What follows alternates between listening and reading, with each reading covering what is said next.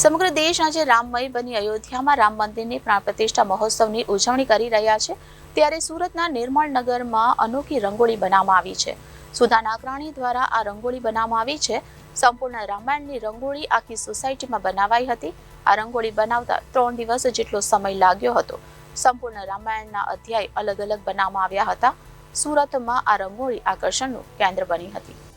કરોડો લોકોના આસ્થાના પ્રતીક એવા ભગવાન શ્રી રામના અયોધ્યા ધામ મંદિરમાં પ્રાણ પ્રતિષ્ઠા મહોત્સવ થઈ રહ્યો હતો. અયોધ્યામાં શ્રી રામ મંદિરનો પ્રાણ પ્રતિષ્ઠા મહોત્સવ યોજાયો ત્યારે મહોત્સવ અયોધ્યામાં હતો, પરંતુ ઉત્સવ સુરતમાં હોય એવો અનેરો માહોલ અને ઉમંગ વહેલી સવારથી જોવા મળી રહ્યો હતો. સુરત શહેર અને જિલ્લામાં ઠેર ઠેર શોભાયાત્રા કાઢવામાં આવી હતી. જય શ્રી રામના નાદ ગુંજી ઉઠ્યા હતા. જય શ્રી રામના ગીતો વાગી રહ્યા હતા અને સમગ્ર વાતાવરણ રામમય બની ગયું હોય તેવું લાગી રહ્યું હતું. ત્યારે ભગવાન રામ પ્રાણ પ્રતિષ્ઠા મહોત્સવને લઈ સુરતના નિર્મળ નગરમાં અનોખી રંગોળી બનાવવામાં આવી હતી.